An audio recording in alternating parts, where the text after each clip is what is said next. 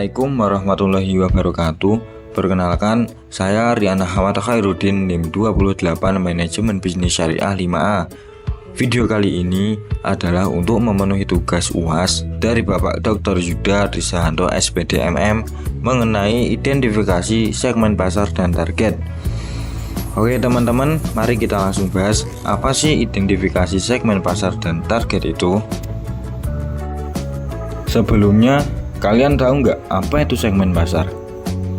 Segmen pasar adalah pembagian pasar menjadi kelompok-kelompok konsumen dengan karakteristik dan kebutuhan yang serupa. Misalnya, dalam industri mobil, kita bisa melihat segmen mobil itu ada banyak. Ada mobil keluarga, mobil sport, mobil listrik, mobil-mobilan lah. Segmentasi pasar itu juga penting teman-teman. Segmentasi pasar itu memungkinkan perusahaan seperti untuk memahami kebutuhan spesifik konsumen, meningkatkan relevansi produk, dan mengoptimalkan penggunaan sumber daya pemasaran. Kita ambil contoh brand terkenal yang centang 1 dan garis 3.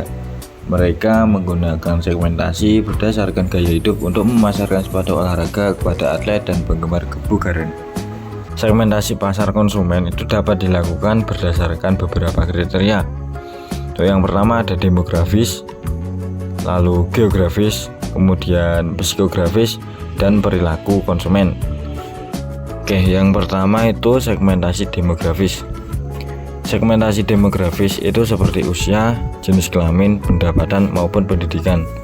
Misalnya, produk kecantikan itu ditargetkan kepada wanita berusia 18 hingga 35 tahun. Produk kecantikan tersebut tidak ditargetkan kepada anak-anak jauh di bawah 18 tahun, pria, atau bahkan nenek-nenek. Karena perusahaan melihat produk kecantikan itu lebih diperlukan oleh wanita berusia 18-35 tahun.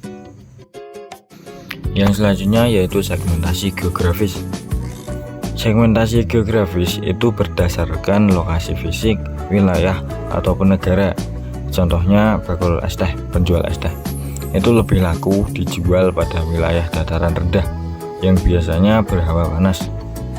Produk es teh tersebut jarang dijual di dataran tinggi seperti pegunungan, karena di pegunungan itu suhunya sudah adem, esnya nggak payu, butuh yang anget-anget kayak teh anget gitu. Yang selanjutnya itu ada segmentasi psikografis.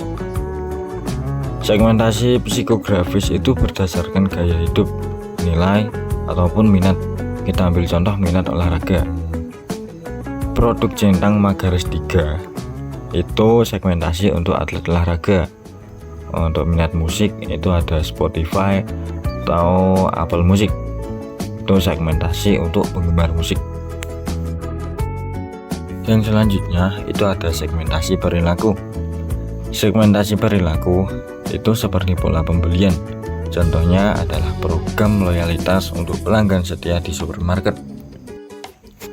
Ada beberapa kriteria untuk segmentasi yang efektif.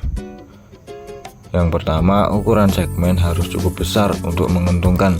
Yang kedua, aksesibilitas segmen harus terjamin. Kemudian stabilitas kebutuhan dalam jangka waktu tertentu. Dan terakhir, kesesuaian dengan sumber daya perusahaan. Setelah mengidentifikasi segmen-segmen pasar, langkah selanjutnya adalah mengevaluasi potensi keuntungan dari setiap segmen. Misalnya, sebuah perusahaan kosmetik mungkin memilih menargetkan remaja karena pertumbuhan pasar yang cepat. Dengan memahami karakteristik dari setiap segmen pasar, perusahaan dapat merancang produk dan kampanye pemasaran yang lebih relevan.